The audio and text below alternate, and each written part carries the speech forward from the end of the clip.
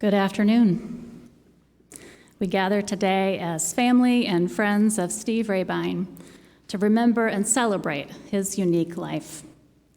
My name is Shari Woodbury, and I'm the minister here at First Unitarian Church of Omaha, where Beth and Steve have been members since 1988. With Beth, David, Sam, and other family members, I welcome you all and thank you for your presence.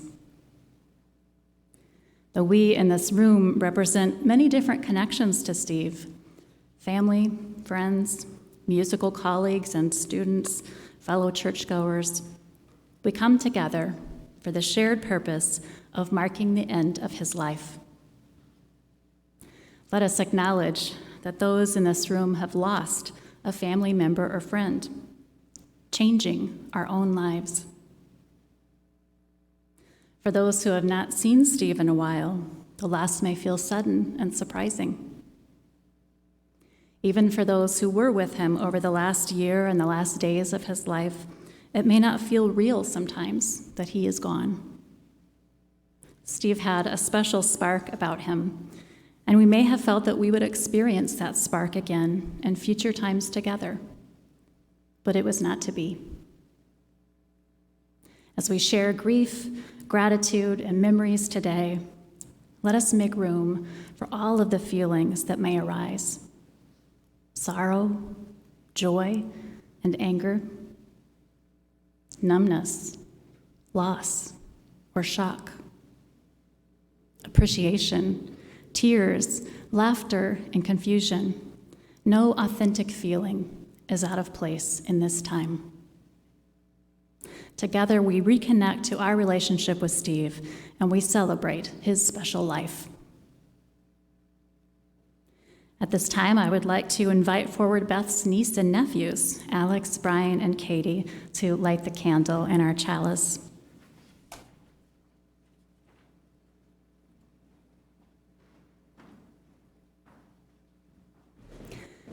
As they do so, you may join me in voicing the candle lighting words from Albert Schweitzer. At times, our own light goes out and is rekindled by a spark from another person. Each of us has come to think with great gratitude of those who have lighted the flame within us. Thank you. Let us now hear the eulogy from Steve's beloved wife, Beth.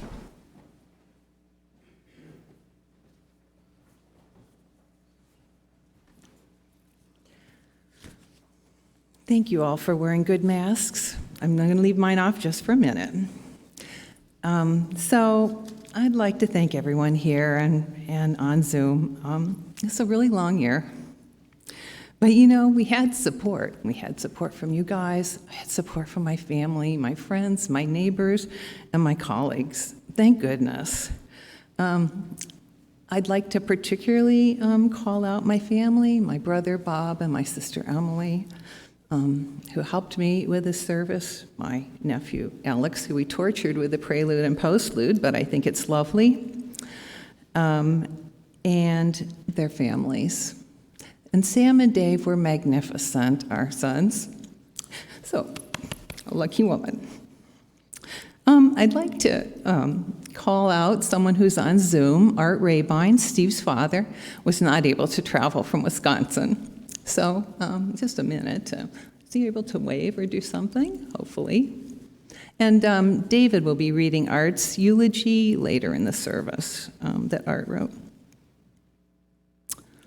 I'd also like to mention how grateful we were for Steve's outstanding medical care at Nebraska Medical Center. The outcome wasn't what we hoped for, but we are at peace knowing Steve was cared for with both compassion and skill.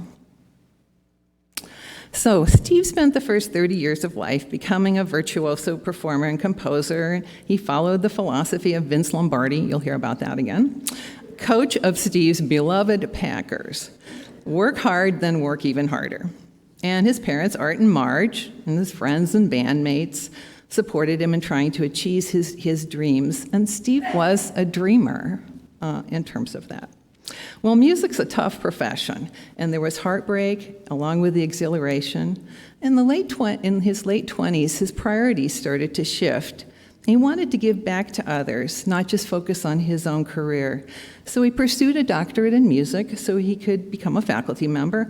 And in the second half of his life, he put all of his considerable energy and determination, and there was a lot of it, into being a loving and committed family man, as well as a devoted teacher and mentor to his students. He also rather pleasantly discovered lots of great musicians here in Omaha, and that it was possible to continue his performing career, and he played many gigs, large and small, and wrote dozens of songs and produced 5 CDs while he lived here in Omaha with us. Steve left letters for Dave, Sam, and me. None of us thought he would die, but he wanted them there just in case. They are incredibly loving and generous, expressed as only Steve could do. In my letter, he talks about learning about feminism, something new to him, but that resonated, let me say. Liberal religion. Yeah, actually, I say on our first date, he said, "Is it true women don't make the same amount as men do for the same job?" So, he had a little learning to do. Sorry, not to poke fun at Steve, who cannot defend himself. So he learned about feminism, liberal religion, which he was very open to, conservation, big thing in my family, and let me just say, the glories of cats. He had a schnauzer before that, but he learned to really love cats. He also put his heart into being a partner in our marriage and a devoted father to our children. And he adored my brother and sister and their families and felt so blessed to have them in his life. And he appreciated his friends and colleagues. They were so dear to him. So I hope you know that. And he loved his students. So I always say I married a performer and ended up with a teacher and mentor. But I think, and I told him this, Steve's legacy, his ripple in the pond, will be his audiences, his students, and his sons. And he'd be very happy to hear what was said about him in your cards and on Caring Bridge and on Facebook. Thanks to all of you who took the time to write us and to write those things down. We really appreciated them. So that's what I have to say. Thank you all for coming.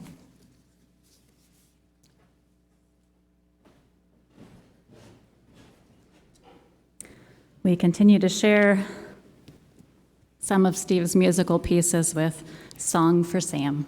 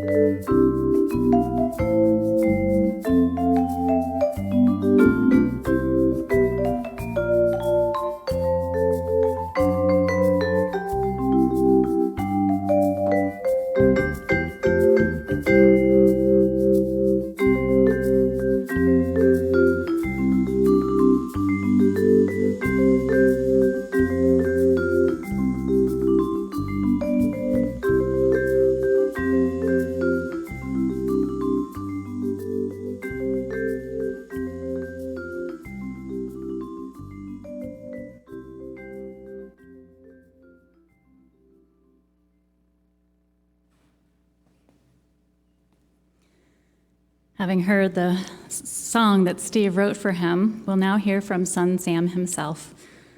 He has a reading to share with us from John C. Morgan, and will offer his own memories of his dad. And then he'll be followed by Nate Van Fleet, sharing a reflection from Steve Kujala.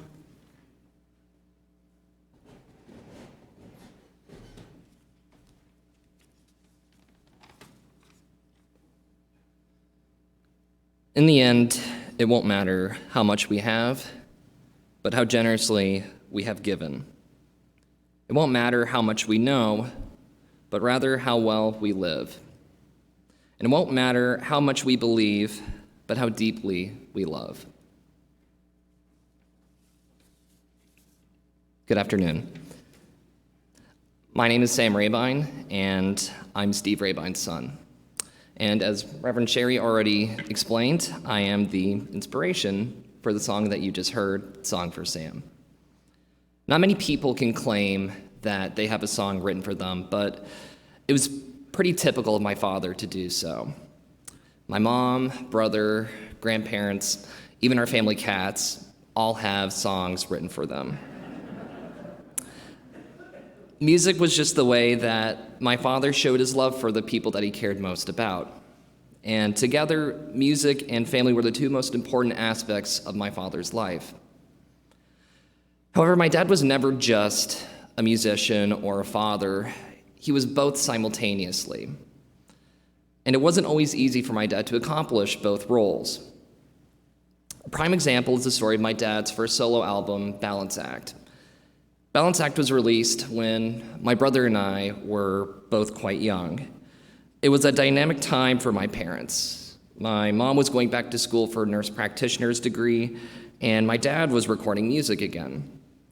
My dad was a college professor at the time as well, and my mom was a genetic counselor, and both were working full-time as professionals. And along with all of that, my parents had me and my brother. And many of you here, especially church members, knew me and David when we were younger, so I think you can confirm that we were both quite high maintenance at that stage in our lives. So for my parents to focus solely on one aspect of their lives, it would have been a detriment to the other. It was, as my dad put it, a balance act, and that's how the album got its name. And my dad lived up to that philosophy. He was a great musician who recorded albums, traveled the world, and taught hundreds of students in his lifetime. Yet my dad was always there for me and my brother. He was our coach in Little League sports. He was our lifelong mentor in music. He was our scoutmaster in Cub Scouts, and he even patiently endured camping with us on occasion. When my brother was older, my dad invited him to perform and play music with him.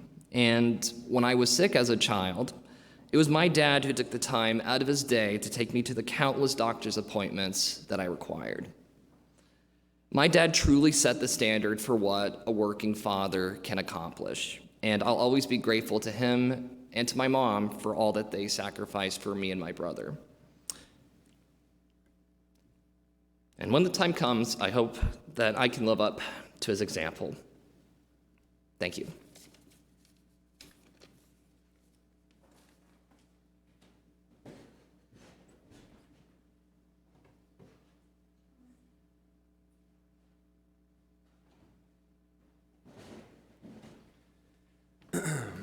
Good afternoon. Good afternoon. I'm reading a very nice tribute that Steve Kujala sent, who could not be here today. I first met my dear friend Steve Raybine back in 1974 at the Eastman School of Music when I was a freshman and Steve was a year ahead of me. We formed an instant bond through our friendship and mutual passion for music and jazz. And Steve invited me to join a group called Inner Vision. I was always impressed with Steve's mastery of the vibraphone and jazz improvisation and his melodic approach to his compositions.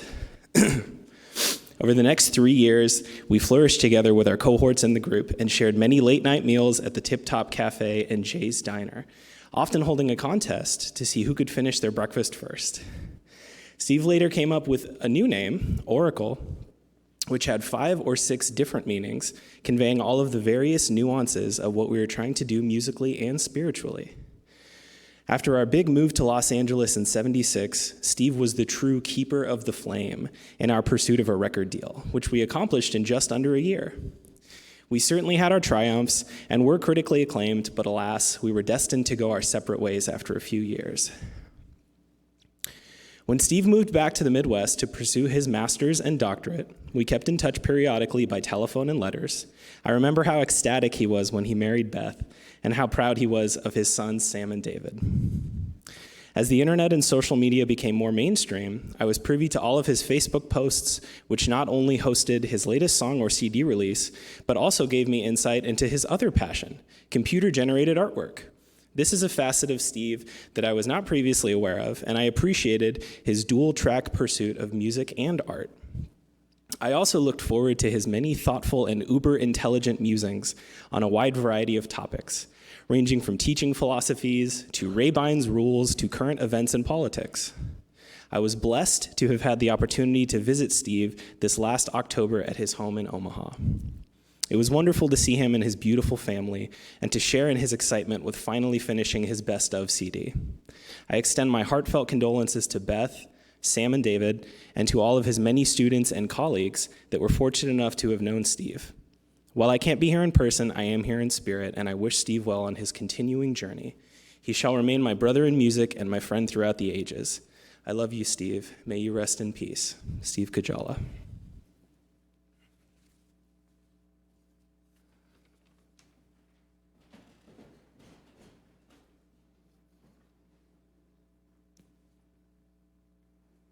Thanks, Nate. Let's hear now from David in word and song.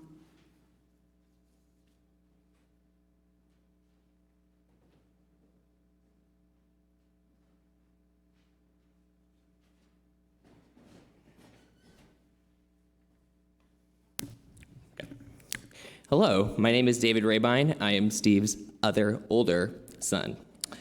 First off, I just want to thank everyone for the overwhelming displays of support that we've received over the past couple months, both local and from a distance, both in the forms of glowing tributes for my father and for the support that my family has received. And I have to say, we received a lot of casseroles as well. So, gotta love the Midwest. My dad would have loved, absolutely loved, knowing how many people reached out to us, and our family is grateful and appreciative for all of the love. Something special that my dad and I shared is that I had the rare opportunity to perform with him. It brought him such joy that we were able to share the stage together. There's nothing quite like the rush you get for performing for an audience, and my dad was truly a master performer. It was such a thrill to play together, an experience I'll always cherish. The song I have chosen to perform is called Indigo Night, which is on my dad's second CD, Bad Cat Karma, and was soulfully performed on the CD by saxophonist Chad Stoner. Chad was one of my dad's students back at UNO, and he in turn became one of my mentors playing saxophone. And I'll be performing with Dan Cerveny. He's the head or the secretary-treasurer of the Omaha Musicians Union and was a longtime band member and dear friend who performed with my dad many times over the course of 25 years. The reason that I picked this song to perform is that this is the first song that I performed as a feature at a gig with my dad back when I was 13. And that's actually a picture from the performance that night with Chad. So similar to that night, I'll just be trying my best today to get through the whole song without messing up too much. So this is Indigo Night.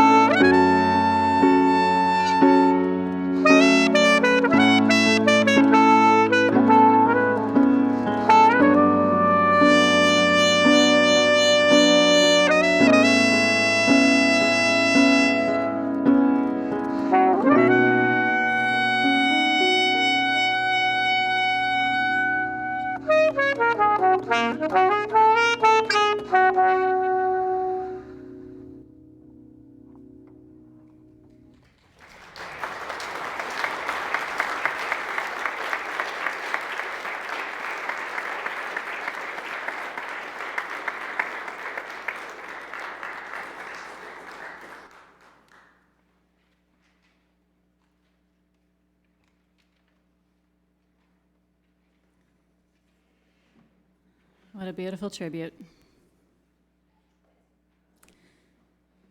As sharing continues, Sam will come back up and share with us words of Jean Wright. Then we'll hear from David again with words of his grandfather, Art Raybine.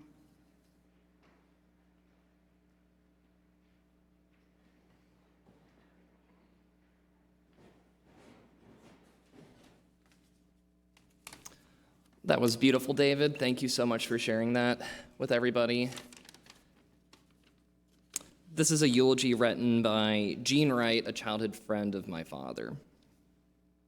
I knew a different Steve than most of you. Long before he was a musician, composer, husband, father, teacher, and artist, he was the kid who lived 5 doors down on Shangri-La Point. We shared a wonderful childhood in this little neighborhood on a lakeside peninsula near Oshkosh, Wisconsin. Our days centered around pickup games of football, baseball, or basketball, or just enjoying the lake. Steve's mother, Marge, was a favorite of us kids for one overriding reason: cookies. I don't exactly remember when music entered Steve's life, but I do remember the instant passion he had for drumming. While Steve's discovering of drumming was life-changing, the arrival of his first drum set was truly earth and ear shattering. I was there the day he first sat down to play. I never heard anything so loud in my life. But 2 other things stood out from that day.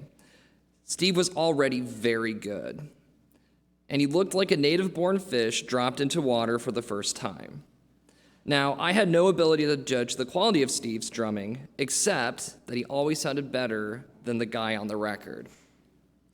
Steve began having his friend Jerry Bunger and Bob Handish over to play as a jazz trio. That's really when I saw the performer and arranger begin to emerge. In full disclosure, I grew up believing that I hated jazz, but one day, Steve sent me a copy of Glider from his band Oracle.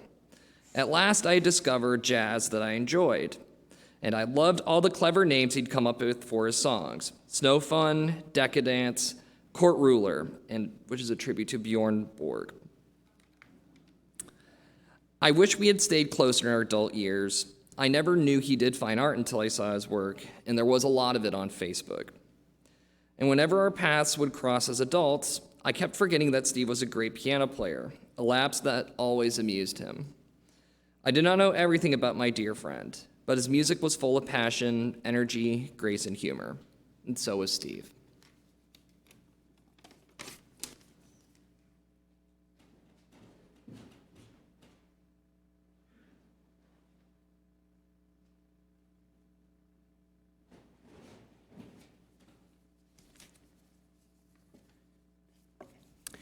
This eulogy was written by Art Raybine, Steve's father and my grandpa. Good afternoon. First, I want to thank all of you for your support of Steve's life and music career. Let me reminisce about Steve. He loved Shangri-La, our home on the lake.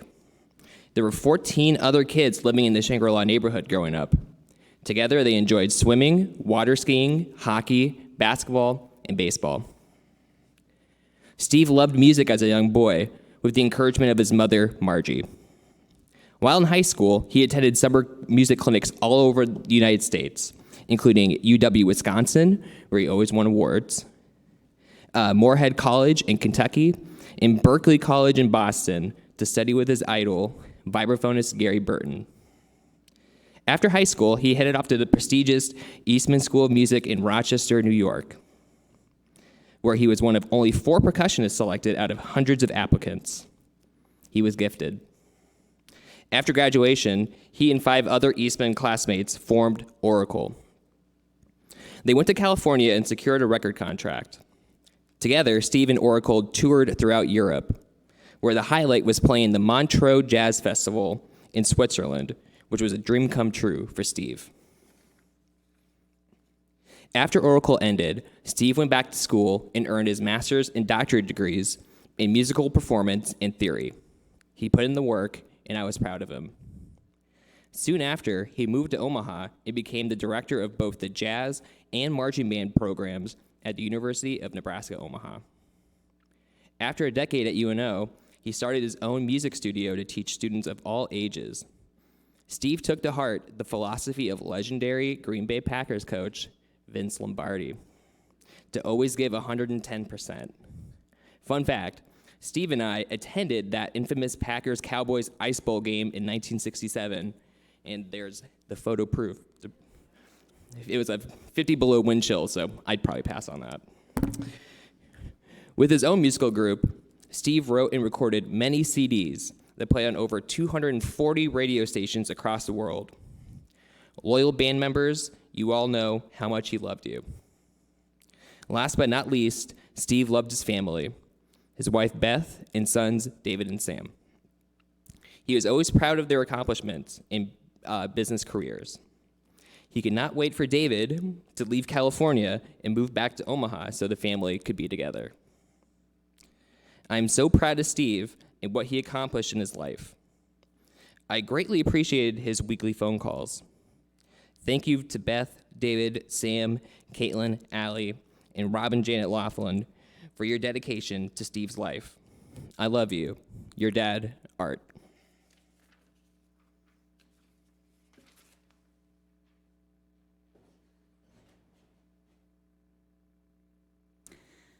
The family has selected more images and remembrances from friends to lift up as we listen to Steve's piece, Firefly Dance.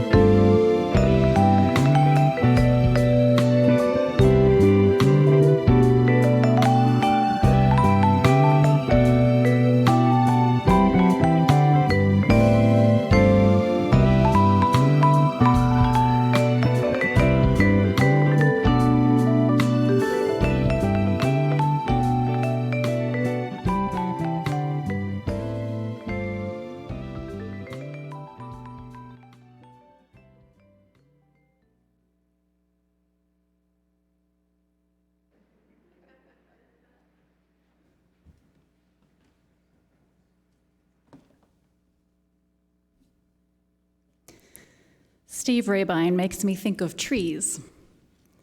I only knew him for the last year or so of his life as I came to Omaha fairly recently, but multiple associations of Steve with trees have formed in that time. My strongest personal memory of Steve is of talking with him on the phone, as we did from time to time in the fall. In our longest talk, I was on a hike when he called. Afternoon sunlight slanted through the autumn trees. Leaves of gold and brown danced through the air to the ground, making music at my feet. Wanting to be able to focus on Steve and our conversation, I looked for a place to pause. I sat on a thin log, a fallen tree that remained an integral part of its tree community.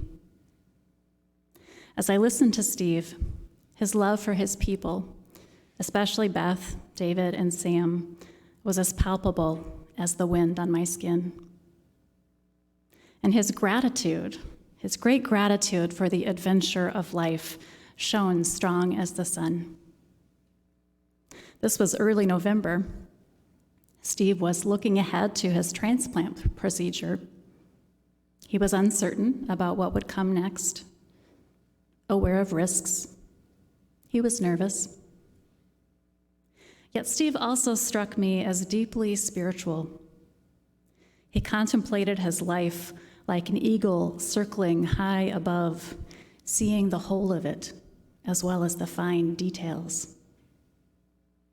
And rather than marinate in anxiety, which would be easy enough to do in those circumstances, he seemed to turn toward a prayerful state of being. Perhaps less to ask for health or ask for anything, so much as to remember his connectedness to a force of life and love and beauty that is larger than any one of us little mice on the ground. I don't remember him using traditional religious language in this conversation, but he reached for that force that moves through our lives, a force of goodness that we can add to by our cooperation with it. Perhaps as a musician, Steve was well acquainted with this posture of receptivity and collaboration that allows works of beauty to flow through an artist. In his caring relationships with people, I understand, he did this too. Some of you have been giving testimony to that. Steve was like the tree that accepts the gift of light from the sun, converts that energy into something green and tangible, and can transfer that energy to other life forms, insects and birds and small mammals that eat the trees, leaves, berries, seeds. Even through the hidden network of communication underground, the mycelium tendrils that connect all trees in the forest in their roots, allowing the mother and father trees, like Steve, the teacher and mentor trees, like Steve, to send life-giving nutrients and energy to younger members of the woodland community. I don't know if others here who knew Steve longer and better than I did experienced him this way, but I was touched by a quality of sincerity, purity in him. There was no pretense or artifice, just an open heart, a truthful vulnerability. No wonder that after his death, the family was besieged with tributes and showered with love by all the people whose lives were touched by Steve. No wonder you are all here for this remembrance and celebration of him. So my first association of Steve with trees is this heartfelt conversation we had as I sat on a log in an autumn forest. I sensed in Steve something of a kindred spirit, so I could be projecting, but I felt he was in contact with that same kind of intuitive experience of interconnectedness, what some might call a mystical experience of oneness that I have felt in moments of deepest clarity. Here's how I once described it. I place my greatest truth, my trust in direct experience, Most significantly, the experience of underlying unity. The intuition that I and you are not just the body, not just the mind, but in the most lasting sense of self and the most ego-transcending. We are a refraction of the consciousness that pervades and unites the universe. We are each a drop in the ocean of cosmic consciousness, a leaf on the transcendent tree of life, kin to Mother Earth, Father Sky, and all the sentient siblings of our evolutionary epic, profoundly belonging to each other and to our sacred, mysterious home. Steve was a leaf on the transcendent tree of life, and he knew it. That's what I felt I was witnessing. He knew that. This impression was confirmed for me later in listening to the family's memories and musings after the tragic failure of his transplant surgery. And in working with Beth on this service, Steve had the advantage, if you could call it that, of knowing that his time might be at hand. He had shared with Beth some specific quotes and things that he might like to have shared at his memorial service, and you see them throughout the program there, including the Tagore quote about trees that is placed with this homily. He also wanted used in the middle of this service a quote from Ralph Waldo Emerson's essay on the Oversoul. It was a passage that Steve and Beth had incorporated into their wedding decades ago, and it remained meaningful to him. Emerson wrote, "Let us learn the revelation of all nature and thought, that the highest dwells within us. The sources of nature are in our own minds. As there is no screen or ceiling between our heads and the infinite heavens, so there is no bar or wall in the soul, where we, the effect, cease, and God, the cause, begins." Emerson continues, "Within us is the soul of the whole, the wise silence, the universal beauty to which every part and particle is equally related, the eternal one. When it breaks through our intellect, it is genius. When it breathes through our will, it is virtue. When it flows through our affection, it is love." One might look upon Steve's life and see this soul of the whole breaking through his mind and his music. One might look upon Steve's life and see this soul of the whole breathing through his will and his conscience and his efforts to be a good citizen, to become a feminist, to help in various causes. One might look upon Steve's life and see this soul of the whole breaking through his affections and his loving devotion to his family and his students. Indeed, he was a leaf on the transcendent tree of life, and he knew that. My last association of Steve with trees is not my own, but one that Beth shared. At their home, there is a particular tree in the yard that captured Steve's attention and appreciation. He gazed at it often this last year. This special tree accompanied Steve through the seasons of his illness. Finally, in the season of winter, the last leaves blow off in high winds, like those stubborn oak leaves that hang on as long as they can, and finally the trees are bare. And so Steve, too, a leaf on the transcendent tree of life, has fallen to the ground. The bare branches, stark against the sky, may look sad, but this is not a tragedy. It is a love story. For the leaves that fall off, as all leaves eventually do, are still part of life. They nourish the soil, supporting the trees that remain, giving life to the next generation of leaves. And so they are never truly gone from the forest, just as Steve is never truly gone from the lives of those he loved. May we take inspiration from Steve. May we know ourselves too to be leaves on the transcendent tree of life. May we know ourselves too to contain within us the soul of the whole. And may we let that soul force move through our lives, passing on the beauty and the joy and the love. So may it be. Amen.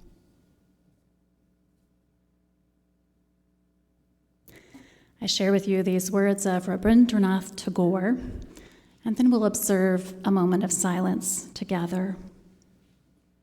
I'll end this silence with the sound of the bell before we then go on to hear Steve's composition called The Tree of Life. But first, words of Tagore, followed by silence. Peace, my heart, let the time of parting be sweet. Let it not be a death, but a completeness.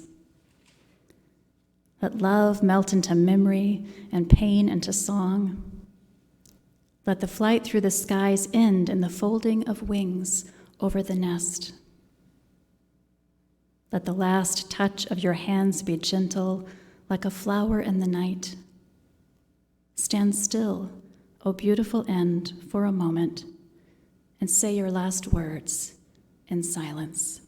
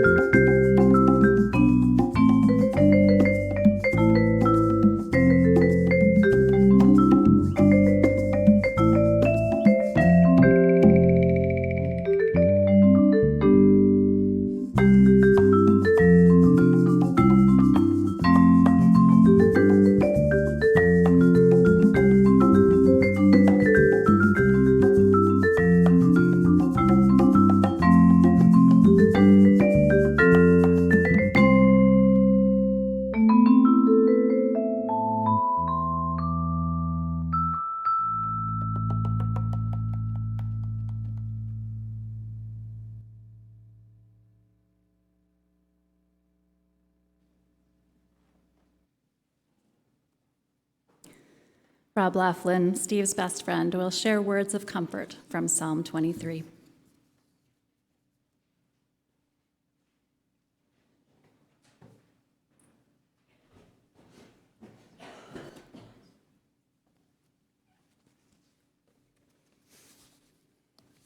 I'm Rob Laughlin. Steve fondly referred to me and called me his musical attorney.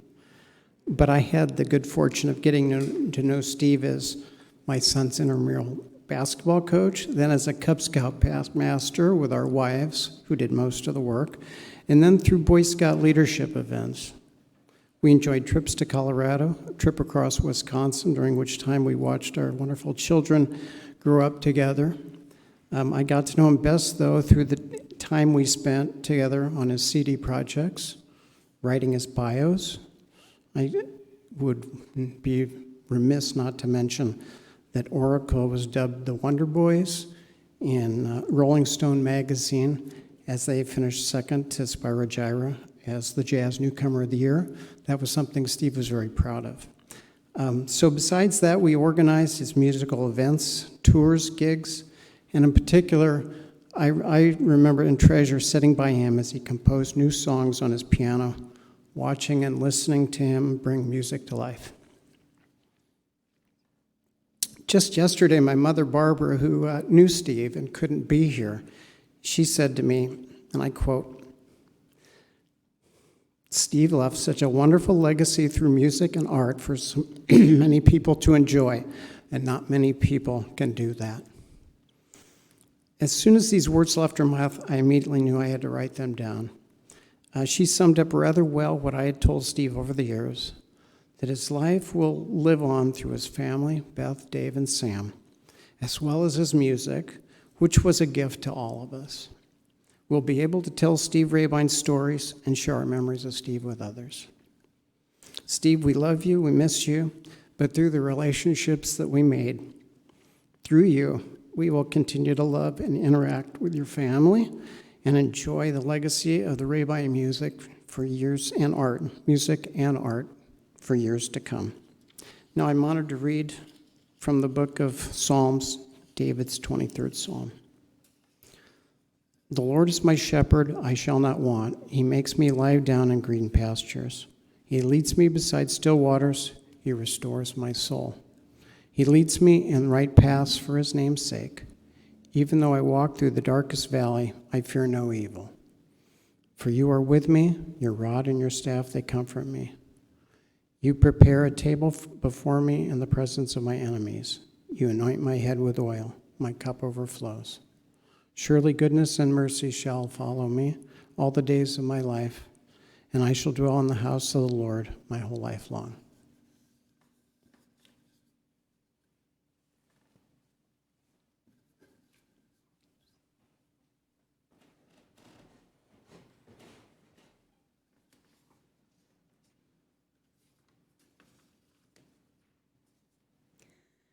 I invite you to join me in a litany of remembrance for Steve.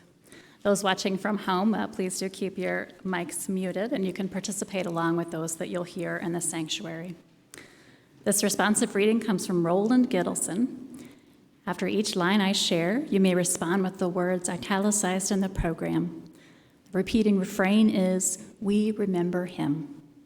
When it's your turn, I'll cue you like this. So let's practice that. All right, let's begin the litany. In the rising of the sun and in its going down, in the blowing of the wind and the chill of winter, in the opening of buds and in the rebirth of spring, in the blueness of the sky and in the warmth of summer, in the rustling of leaves and the beauty of autumn, in the beginning of the year and when it ends, when we are weary and in need of strength, when we are lost and sick at heart, when we have joys we yearn to share. All together now. So long as we live, he too shall live, for he is now a part of us as we remember him. Katie, Alex, and Brian will come forward now to extinguish the candle.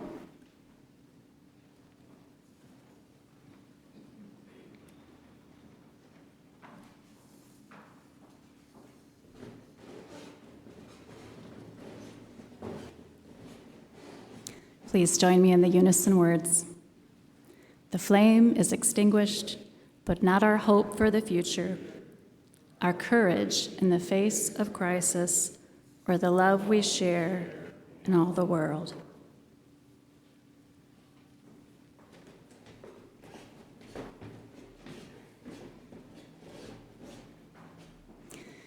Each person here had a unique relationship to Steve, and the process of grieving will unfold differently for everyone. Whatever it looks like for you, let us continue to remember him. And may we each let the ripples he set off in our lives continue outward to touch the lives of others through us. So may it be. We have one final gift of music, pictures, and remembrances. After this postlude, those in the sanctuary are invited to greet family members in the foyer at the back and to take a cookie to go. I'm told Steve never met a cookie he didn't like. So we have a variety of them, including his favorite chocolate chip. Coffee and water are also provided. We're keeping our masks on inside, so you can take those outdoors and enjoy them in the sunshine in the garden if you like.